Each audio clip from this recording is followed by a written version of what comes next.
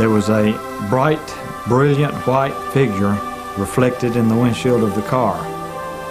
And I had the assurance that everything was going to be all right. He said, I'm going to be with you for a long time. I've known you all your life, and I've been your guardian angel all of your life. I looked back up, and the face was still there. And it was a warm feeling that the eyes were giving me. And instead of being frightened, I knew it was okay. The angel who was present in my room touched me. And that made all the difference. At that moment, I just felt peace, and the thoughts quit going through my head all at once. And it was just one of the most wonderful feelings I've ever had. Angels don't want the attention on them. They want us focused beyond them.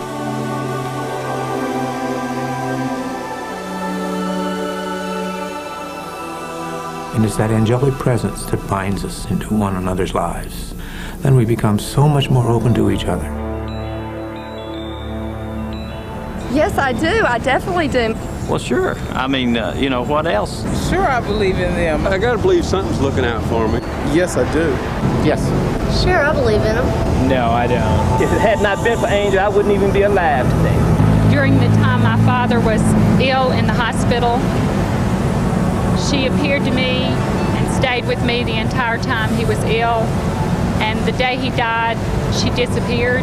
There's been too many times in my past, or possibly in your own past, where, very frankly, you've made it out of some scrapes. Somebody had to have been watching over you. I've been at crossroads in my life or in danger, and they've just been there to protect me. They're sort of like messengers, and they may even carry secrets of the innermost part of the heart. It's a little bit like believing in ghosts, I guess. I just never seen one, never met one, so I have no other way to believe in them. For an example, my dad, when I was 11 years old, he was in an accident. He had an extensive brain injury. He stayed unconscious for a little over a year in Phoenix, Arizona in the hospital. But he says when he woke up, there was an angel that was at the foot of his bed. And the thing about it is, when he woke up, he had been laying there and they'd been rolling him in sheets to keep down bed sores and what have you. And he had lost weight. He was just a skeleton, you might say. And that day, he got up out of that bed and walked to the bathroom by himself.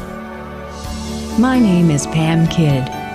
While doing research for my magazine assignment on the subject of angels, I came to one undeniable conclusion. Angel believers are all around. In fact, a recent Time magazine poll announced that 69% of Americans believe that angels exist. And 46% of the population are convinced that they have their own guardian angel. So is this some sort of new age fad? This year it's angels, next year who knows? Well, actually, if you take a look at the big picture, angels have been a part of people's lives in every age across the planet. And respected authorities like John Ronner, author of 2 best-selling angel books, have discovered something through extensive research. In 1990, there was a Gallup poll showing that 13% of respondents felt that they had encountered an angel or some other supernatural being. That's a lot of people there. That's over 30 million people if you extrapolate that out to the population. 6 times the population in my home state of Tennessee. And many polls just like this. The thing that is intriguing about this is the polls are unanimous. They don't deviate one from the other. They all indicate that a substantial minority of us are having these experiences. And if we go back just 150 years in our culture, it was perfectly okay to talk about these things. Our great-grandparents knew about this kind of thing very well and would talk about this, and families would discuss visitations with the deceased and what happened to Grandpa on his deathbed and how he said that he saw a light and saw Grandma coming to him in those last few moments and so on. Then we went through a period, I suppose, into this century where it just became not so respectable to talk about these things, and they were dismissed, and people thought that these were old wives' tales and superstitions. I think what's happening, rather than it being a fad, is that we are reconnecting with a critical part of ourselves that we have been cut off from in Western civilization. We interpret it to be a discovery. Well, it's really not. It's a rediscovery. These things are part and parcel of being a human being, and people have had spiritual experiences as long as there have been people. Like most issues of faith, believing that a supreme being has devised this marvelous scheme that shadows each of us with a caring sponsor, patron, messenger, guide, whatever you might call your angel. It's something you have to simply believe. A short run through history can't help but reinforce and refresh the angel believer's confidence on the subject. From the beginning, artist's brush and sculptor's chisel were expressing this age-old angel notion. If you doubt their prevalence, look around. Try conducting your own angel search. When my husband and I had a chance to visit several countries a few years ago, I used my camera for a private angel hunt. I found them on fountains, atop street signs, on the facades of public buildings, on the doorposts of private homes. Angels everywhere. Remarkable the lengths we go to depict angels when so few of us have seen angels face to face. Or is it really that rare? Are there people alive today who have actually looked into the eye of an angel? Steve Hooper, suffering from a severe and painful blood disorder, awoke one night to an unexpected visitor. The room was just filled with a light, the brightest, whitest light I've ever seen in my life. And at the foot of the bed was a figure. It was a man. Had shoulder-length hair.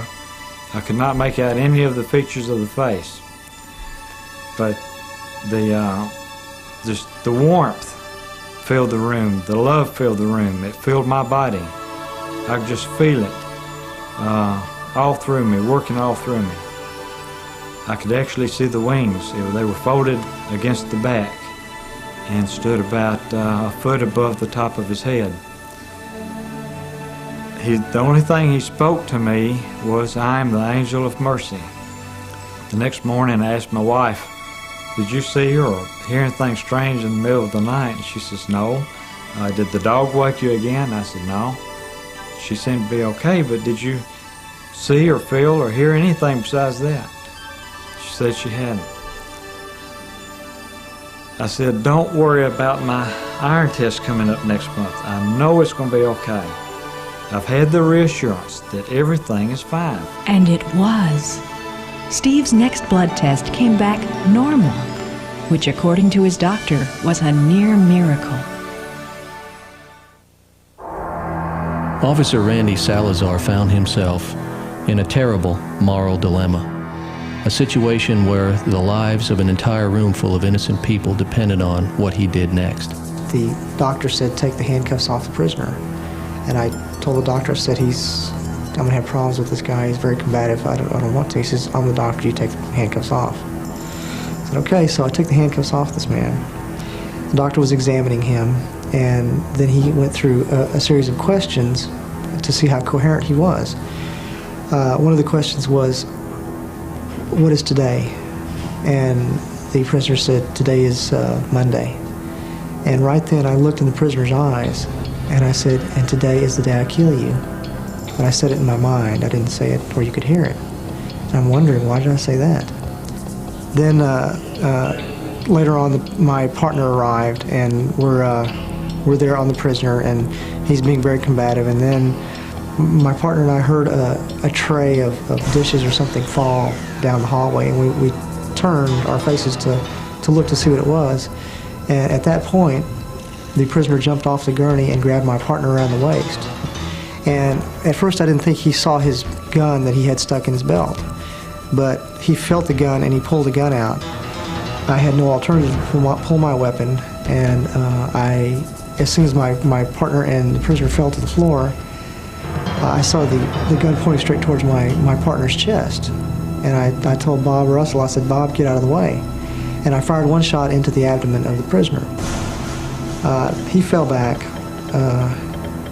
with a gun in his hand, and much to my amazement, he sat back up still, and he pointed the gun at me. I stepped one step over to get out of the way, but remember, there's other people in this room, and I'm thinking if he gets a shot off, he's going to kill somebody. At that point, I stood back and cocked the hammer back on my weapon, and this image appeared on the wall and stated in a clear voice, aim dead center, that way you'll hit something if you miss a little bit. So I pointed my gun and I shot the man shot him through the heart. After the shooting, Salazar naturally was in agony over what had happened. He went to his mother's and his father's house to try to get some sort of comfort. And I stepped out and I took a few steps towards their walkway that led up to the front door. I noticed something out of the corner of my eye. And at first I thought it was a light, like a fluorescent light, which was above the fence. And above this fence that's 7 to 8 feet high, there was a face. There was this face that was looking at me. Very distinct, the eyes, nose, mouth, and everything. Very pleasant, and it was just looking at me. And as I walked slowly towards the door, the eyes of this face followed me. And I blinked and I stopped 2/3 of the way up to see if I was just, thinking this in my mind. And it could not have been a person standing behind that fence, because the face itself, from the chin to the top of the head, was at least 18 to 20 inches. So it was a very large face. But it was, like I said, it emanated a warm feeling. And it's like your mother embracing you, holding you and saying, it's going to be okay. Everything's okay. A few days later, when I was looking through the Bible, I'd come across a passage in the Bible which says, "He who sees the face of God will be saved." My oldest daughter, Sarah, had a visit from her guardian angel. This all started about a year ago when we had a break-in in our home. And Sarah was home from school, so she was home alone when the intruders came in. When I found Sarah, she was hogtied. She was tied her hands to her feet, and she appeared to have amnesia. This amnesia just left me without anything. I lost my life, and I didn't feel like I had anything to live for, because I didn't even get to remember the experience that I had. It was really kind of sad, I didn't know what to expect, when I went over to see her that night. Before this accident, we had grown kind of apart. We hadn't really talked much anymore. And after this, she just became my closest friend. She'd come over, she would help me learn again, she would help me with my math and writing, because I had to relearn those things all over again. 1 month after the crime was committed, Sarah fell down and had what appeared to be a seizure. It looked like a grand mal type seizure. Sarah had been diagnosed as suffering from dissociative amnesia, a form of post-traumatic stress disorder. And it was during the subsequent seizures that the terrifying details of the crime returned to Sarah's memory. I saw some pant legs and feet where someone was standing there and they were holding a crowbar trying to open my window. The people came up on the roof and they took a crowbar and hit the window frame to cause these cam locks to fall. I became completely hysterical. I tried to dial my mom's work. The line was busy, so I tried to run downstairs and see if there was any keys in the house. And my sister had taken the last set. So I was dead bolted in, and I figured the only other thing I could do is go upstairs in my parents' room, because they had some loaded guns, and if it came to that, that's all I would have. When I got to the hallway upstairs, I noticed I didn't hear anything else. I didn't hear any footsteps or noises or talking, and I figured that they had seen me run down the stairs and they left. I went to go look out the window, to see if I could see a car leaving or something, and that's when 2 guys jumped out of my closet. The bigger one that seemed to be in charge grabbed a pillow, put the pillow on my head in order to smother me. I did get out from under the pillow at that point, and when my head moved back, I saw that the bigger guy had a tattoo on his arm. When he realized that I did see that tattoo, he became enraged, and he hit me in the head, and I fell over, and that's the point when I died. After I left my body, I found myself waking up underneath a tree, and in a place that seemed to be the best place that anybody could ever be. This is the place I call heaven. This is the place that I would definitely want to spend eternity. As I began to look around, I saw a figure approaching me, and it turned out to be a good friend of mine. He had passed away 4 days before. Ryan walked up to me and simply explained to me what was happening to me, and he said I was going to be okay and I was going to be spared for a certain reason. I had something to do, and he said he had someone to introduce to me. Shortly after, someone else walked up, and when we got closer, it was a tall man in a white suit and a white top hat who spoke with a British accent, and he said, "I'm going to be with you for a long time. I've known you all your life, and I've been your guardian angel all of your life." He said he didn't want me to be afraid because what was happening to me would be okay because I wasn't dying. I would have to go back. And then he told me I was brought there to rest and to gain the courage and energy to go on and finish what I was supposed to finish. Seemed like everything started to kind of fade out, and then I was back in my room before I knew it. When I woke up again, my dog was licking me on the face, and I didn't know where I was or who I was or how I got there and why I was tied up. I saw the phone cord running right across my face. It was sitting up on the bed and I was on the floor. I pulled the cord with my teeth and the phone fell on the floor and it got knocked off the hook so I could use it. I pressed redial because I figured maybe somebody knew me, and before I could panic, I needed to get some help. When I pressed redial, it dialed my mom's work because that's who I called before the people came in. My mom's boss answered and she talked to me, tried to figure out who I was, and she couldn't tell, so she got on the loudspeaker and told all her employees that there was a kid on the phone who was in a pink bedroom tied up and there was a lot of teddy bears around. My mom knew that was my room, so she raced home.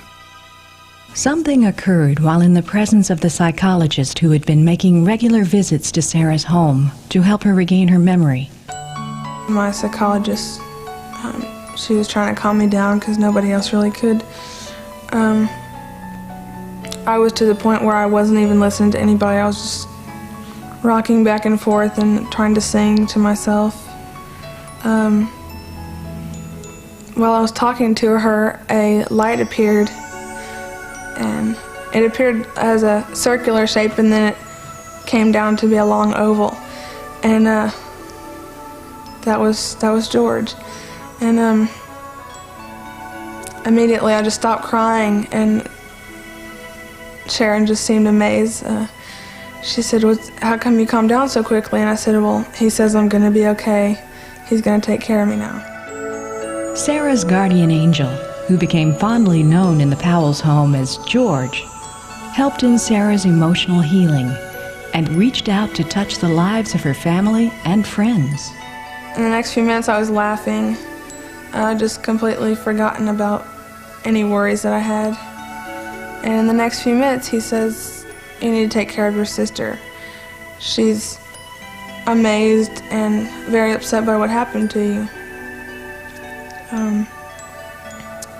I said, "Okay." I came downstairs and she was almost as bad off as I was before. So he had come down there with her, I guess, and she sat over on this coffee table in our living room, and she just kind of looked at me, and I looked over at her, but I didn't stop crying.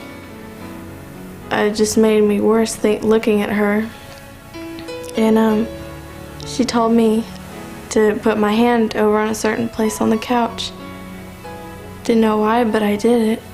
And at that moment, I just felt peace, and the thoughts quit going through my head all at once.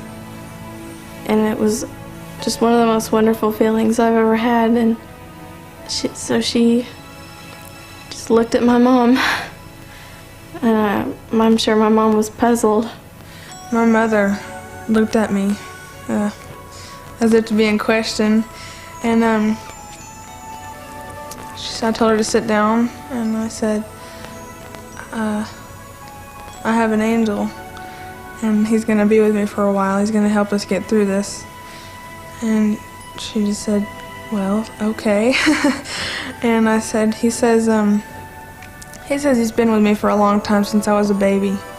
And then I started laughing, and she said, "Why are you laughing?" And I said, "Well, he says that when I was a little kid, I used to laugh at him because he had this big hat that he always had to push out of his eyes." And she started to cry. And Mark and I looked at each other, and I started crying because there was a time when she was 2 and 3 years old when she would laugh a lot, and we'd peek in her room and say, "What are you laughing at?" And she'd say, "The man with the big hat comes and makes me laugh all the time." And she would draw pictures of him. And we were just floored by it. Then I began to think, something's really going on here. I think we've probably always known intellectually that children have an innate spirituality, but I don't think that it's become anything really concrete. At least it certainly wasn't for me until recently, when I began getting these letters, and I was just in awe of what was being described here.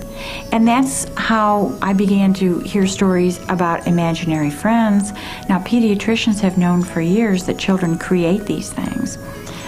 They need a friend because they're lonely, because their older brothers and sisters have gone to school, and so they'll have somebody named Margie who will come and sit at the dinner table with them or something. And everyone kind of patiently pats them on the head and thinks, well, this'll be over soon as they get older. It will be over soon, but I think that the Margies might actually be angels that are with them for a time. And then as that veil between heaven and earth begins to descend farther and farther down, and children get older and move farther and farther away from their heavenly roots, they don't see these things anymore. They were bringing something of heaven to earth for a short period. George's desire to heal did not limit itself to Sarah. Debbie and Sarah and Helen came over after George had appeared to Sarah.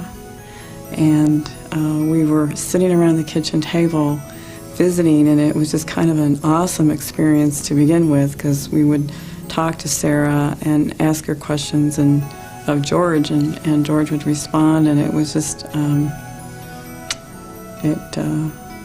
it was really an exciting period anyway, or time or event. But when we were sitting there at the table, Sarah, you could tell she was listening to George, and she'd kind of look off, and she kind of nodded her head, and she said, "Annie, come here." And they got up and left the table and went into Annie's room and closed the door. She had done so much for me, and I had asked her, "Is there anything that I can possibly do to let you know how much I appreciate you?"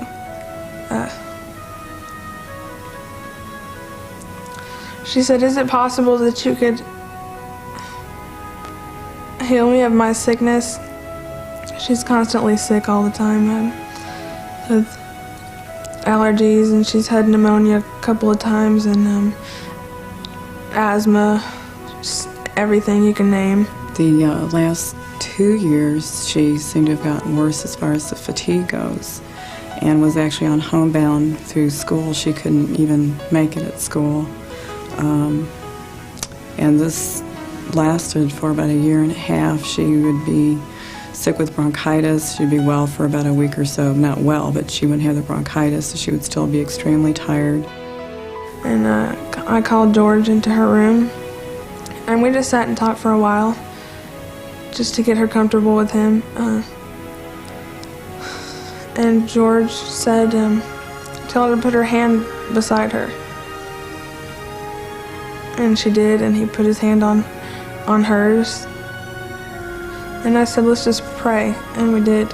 Sarah told me everything he was going to do, then just relax, and he did it. And he just, put his hand on me. I don't know what he did or, what he said or how he did it, but, all I know is he put his hand on me, and then I became better very quickly. The homebound teachers that had worked with her was just like, well, especially one in particular, Myra, she had tears in her eyes and just this, what happened? I mean, this is just wonderful. She's doing so great. And I could just look at her with tears in my eyes and say it's been a miracle, because it has been. It's been an incredible miracle. When Sarah was fully recovered, George prepared her for his departure. George said, well, since you're awake, why don't you come in here and bring some paper and a pencil? I said, okay, I will. And I thought we were going to play a game.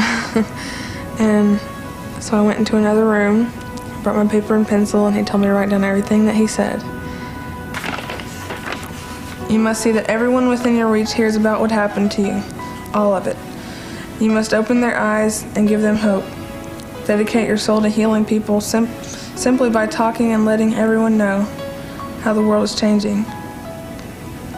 You'll begin to get responses, ideas will come, solutions to problems will appear, and the people will send you letters suggesting and supporting you. Some people will be negative, but these are the people that are harder to reach. Don't let them discourage you. You have proven to be strong, and your family as well. I know you can get through this, and when you do, you'll come out even more strong than before.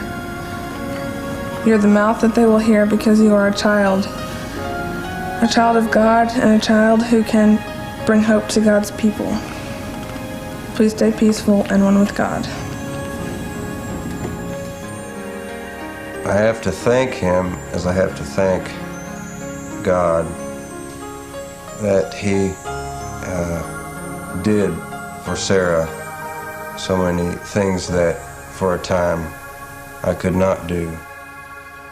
And she told me George was gone, and it was like a death of somebody in the immediate family. It was like the death of somebody that I had been close to all my life. And I didn't know whether I was feeling all the pain for Sarah and thinking how she must feel just devastated, or whether it was just my own, self missing his presence and knowing that he wouldn't be around the same way anymore. I think everybody has their own personal guardian angel. And it's really amazing to think that there's somebody just for me, somebody that God sent just for me. And that's what I always think if I ever feel down. A noticeable side effect in those whose lives have been touched by an angel is a profound change in their sense of priorities. I just feel like Sarah's had a glimpse of something the rest of us haven't. And so it's changed the way she looks at everything and everybody. She sees what's really important. Faith is the one thing that people should have, and you can't just get faith by seeing something and then believing it. You have to you have to have doubts first and then come through, and you have to learn by other things, and trust is another part of faith. Just like the Bible, you have to believe the Word of God. You can't go up to Him and say, well, how do I know this is true? What are you gonna give me? What are you gonna show me? This is a world now that people have to receive something before they believe anything. Everything revolves around what you're gonna get before you give anything. And I think it should be the other way around. We want to be happy doing things together, not gaining things together. You know, it's not the house, it's not the car, money, but it's how many wonderful, good times can we have together. We're not here simply to see, see how many dollars we can make. He who dies with the most toys wins. We're not to be like the pharaohs, amassing treasures and then burying it all with ourselves. There's something more to this life. This one philosopher said, there's a God-shaped hole in each of us, and it can only be filled with God. And what happens is, I think, we try to fill it with a lot of other things. We've had decades, maybe from the early 60s, when we took God out of everything. We didn't need Him in our schools anymore. We weren't going to pray to Him in public. God was reserved for Sunday mornings, if you wanted to even make the effort. And we were a stalwart people. We were a proud people. We didn't need to be on our knees. And that evolved into a culture of drugs. That was where we were going to find our God, and immorality. And then that went into a culture of the me generation. And then that kind of went into a culture of materialism and acquiring things. And through all of this, our hearts have become more and more empty. That God-shaped hole that we've tried to fill with all these other things has become more and more wounded. It's really no accident that materialism is on the wane. That the leading thinkers, the movers, the intellectual movers and shakers of our culture are changing their minds in mass and coming around to the idea that we don't live in a big machine that's cold and has no connection with us, but we do live in a spiritual universe. It's happening because there are developments coming out of science itself. You have the anthropic principle, which indicates to us that we live in a universe that appears to have been designed by an invisible hand, a universe that has resulted in us being here against incredible odds. You have the Gaia hypothesis, which indicates that the very planet that we live on and all of its functioning systems that keep us alive are here against incredible odds. You have quantum physics, which shows us that our basic reality, the reality that our world is based on, down there at that little subatomic level, is a never-never land, a place where consciousness shapes reality and determines it, where reality is not, where matter is not supreme. Indeed, matter, in a very real sense, has no existence apart from consciousness, apart from the observer looking at it. Quantum physics, alternate reality. Pretty difficult concepts for some of us to grasp. But there are stories, too, of angels taking human form, and others of humans who seem to somehow be promoted to angel status for a brief period. John Griffith, suffering from a case of angina, was instructed by his doctor to be tested by a cardiologist. And he came out from the angiogram with a very somber expression on his face, and he said, I have some news for you that you're not going to like to hear. He said, you have 5 blockages in your arteries, and he said, and you have an aneurysm in the aorta. And he said, you're not to leave the hospital until we have surgery. The surgery didn't go as well as expected. I was supposed to be out in 3 to 5 days, and I saw 3 roommates that passed through my room before I was able to leave. And I continued to have problems, blood clots and a feeling of total disorientation, and things just weren't right. And the doctor said, we're going to have to keep testing and find out what's wrong. Over the next 18 months, I had 6 surgeries, and I didn't feel like I was ever going to leave that hospital. I felt that this was going to be the termination of my ministry, termination of my life. And doctor came in and he said, we've done all we can do. That there's nothing more we can do but turn it over to your body and let your body work on it. I wasn't comfortable with that, and so I started praying. The room got very quiet, very still, and the head nurse came in. She had been in to see me every 15 to 20 minutes, and she stood alongside of me, and she said, I can remember her words so clearly. She said, just relax. She said, I know everything will be all right. And she put her hand on my right arm and began to stroke it. And she said, you will be okay.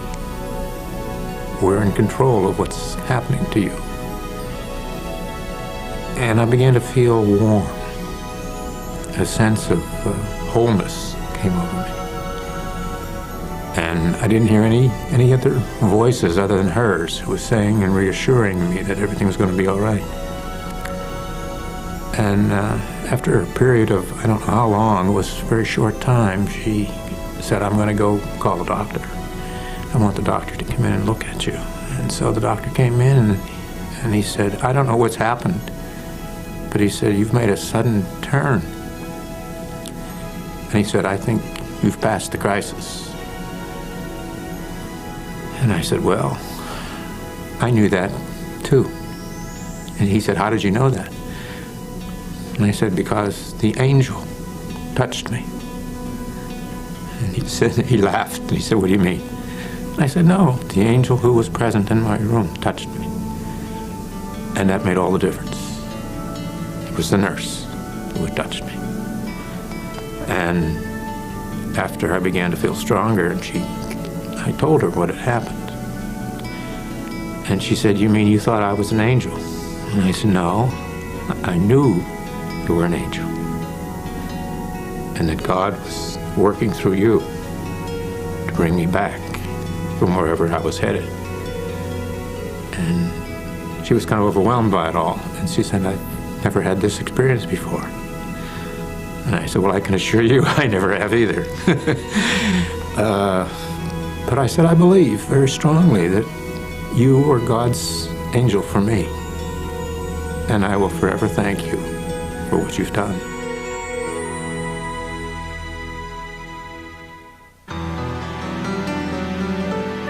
An angel speaks. A human listens and responds. Maybe we should all learn to listen more carefully to these messengers of God. But what about those other messages? Those sudden inclinations to do something bad? We can't escape the truth. The presence of evil seems to be alive and well across the face of the earth. Just where are the good angels in all of this? People wonder if there are indeed angels who are here protecting us. Why then do we have such things as children who starve to death and events like the Holocaust? How could these things happen when angels are supposed to protect us and to watch over us? I'd like to remind us of something very simple, and that is that this is an evil that human beings inflict upon one another. So I guess when we ask that kind of a question, what we're doing in a sense is we're making a judgment about God. You know, what kind of a God would permit this kind of thing to happen? And in this case, you're asking also the question about angels. How could angels permit this to be? And yet, I wonder if in the long run, we ourselves as humans will not also have to face that same judgment. How could we as human beings let these kinds of things be happening in our world? What if nothing bad ever happened? What if everything was perfect? There was never any bad people, no negativity. Everybody had just enough money, no crimes happened. Everything would be handed to you, you wouldn't learn anything. Nobody would learn anything. You wouldn't have to work for anything. And I believe that that's why we're here, is just, it's simply a stopping point for a school, if you will. And sometimes bad things have to happen, but something good will come out of that. We are here to love one another and to learn the ways of peace. If God were to intervene directly, say, to directly send an angel to put food into a child's mouth, that is not teaching us that we have a responsibility to that child. If that child is to be fed, it's to come from our hands. Angels don't want the attention on them. They want us focused beyond them. They're pointing to heaven and they're disappearing. They're saying that's where the peace is coming from. That's where you have to start. So you've got to put God back, and then everything else will make sense, and everything else will flow from that. So, angels aren't looking for praise or adoration. Some remarkable insights on this subject are offered by Betty Eady, whose book Embraced by the Light is a bestseller. Betty wrote the book following an extensive near-death experience where she picked up some definite opinions about an angel's place in human affairs. But don't focus on angels. If you focus on angels, you are shortchanging yourself. Many people have come up to me and they said, Betty, I want to learn how to get in contact with my angels. Why? Why do you want to learn who the messenger is? Learn who God is. I don't even know who my angels are. I don't remember their names. I don't try to know what their names are. I just know that they're there. I want my relationship to be pure. And anything that you put between you and God will put a distance, a space. Don't put angels there. So again, angels seem to be God's messengers, a link offered between heaven and earth, as they've always been. As in the great stories of the past, many believe that angels continue to play an important role in our world's unfolding. Chances are that there are members of your immediate family circle who have had these experiences, friends, undoubtedly people at the workplace, if you have an office of any size at all. But they're out there, you just don't know it, because people are reluctant to tell these stories out in public for fear of ridicule. Now we're opening up to an era where potentially we won't have to depend on the belief-disbelief thing anymore, that now that we can talk openly about our spiritual experiences. It helped me a great deal to talk to other people and share with them what had happened to us, and they would say, you know, it's all right. You know, we've had a similar experience. You're not crazy. I can remember how I felt when I first began to seriously entertain the idea that a spiritual realm exists. Because I had been an agnostic. I thought the physical was all there was. I thought the universe was just a big, cold, dead, random machine that came into being by accident. We're just little cogs, and it doesn't make any difference what happens, what we do. You know, we're here for a few brief moments on the stage, and then we make our exit into oblivion. And suddenly I began coming across circumstantial evidence, not scientific proof, but circumstantial evidence that that was not the case. That we live in a universe of purpose, a universe of intelligence, and a universe that appears to have been planned by an unseen hand. This is more than just a subject to dwell on and pass on. Because if this is true, if angels really do exist and a spiritual realm exists and we have a purpose and a plan, that says something to us. Faith. That all sums it up. Without that, you can't get anywhere. Being able to yield myself to the governing of God is the empowerment that an angelic presence gives to me. To be able to believe that God is so concerned about me and you and all of us, that God comes presently into each of our lives. And if we're open enough to receive that presence, then we become so much more open to each other. And it's that angelic presence that binds us into one another's lives, and we're whole and at peace. And might the angel's final and finest message be, you are not alone. No matter where you travel, or where you end your days. Could it be that an angel hovers ever near, ever offering the great peace that comes with believing?